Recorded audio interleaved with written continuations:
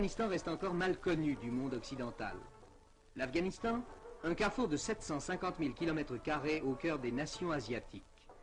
Après avoir été la route de tous les conquérants de Darius à Gengis Khan et le passage séculaire des caravanes de la route de la soie, l'Afghanistan a vécu replié sur lui-même jusqu'à l'indépendance.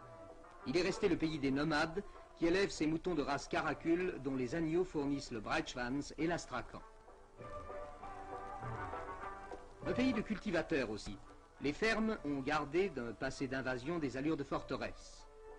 De son balcon, comme d'un poste de guet, le maître peut surveiller tout son domaine où l'une des innombrables petites rivières descendues de la montagne alimente tout un réseau d'irrigation. Les raisins d'Herat et ceux de Kandahar ont une réputation mondiale.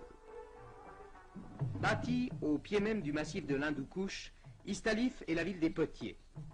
Utilisant pour l'émail de leur poterie le lapis-lazuli, cette pierre d'un bleu magnifique qui est la richesse du Badakhshan, ces artisans réputés sont restés fidèles depuis des siècles aux vieux fours verticaux. Les motifs décoratifs sont multiples. Tant d'influences se sont mêlées en Afghanistan. Kaboul, la capitale qui a développé ses quartiers neufs sur la rive nord du fleuve et qui compte aujourd'hui 400 000 habitants, a conservé ces vieux quartiers où les moyens de transport modernes se teintent eux-mêmes d'archaïsme. Mais c'est le spectacle des passants qui est le plus significatif. Les visages, les costumes, comme du reste la langue, traduisent la multiplicité des races qui composent ce peuple dont la religion musulmane constitue le véritable ciment. Grands, le cheveu noir, le nez aquilin, les Pashtuns représentent 50% de la population. Officiellement dévoilées depuis 1959, les femmes n'ont pas encore toutes renoncé à la tradition.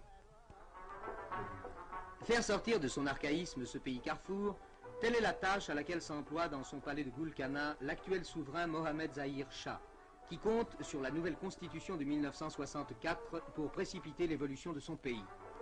Moderniser une agriculture qui forme la base de l'économie nationale, engager le pays dans l'industrialisation, sont les objectifs du deuxième plan, pour lequel le gouvernement afghan souhaite d'autres coopérations que celles des USA et de l'URSS qui financèrent le premier plan.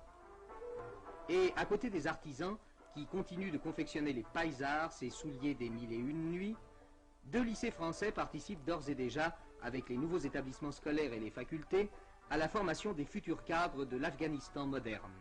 La tâche est importante, mais ne saurait effrayer les Afghans. Au demeurant, si l'on en croit le folklore, ceux-ci ont un secret séculaire qu'ils dévoilent le jour de l'anniversaire de l'indépendance en exécutant la danse nationale. Cette danse, par les mouvements répétés de la tête, a le pouvoir, dit-on, de rendre insensible à la douleur et de conférer une endurance à toute épreuve.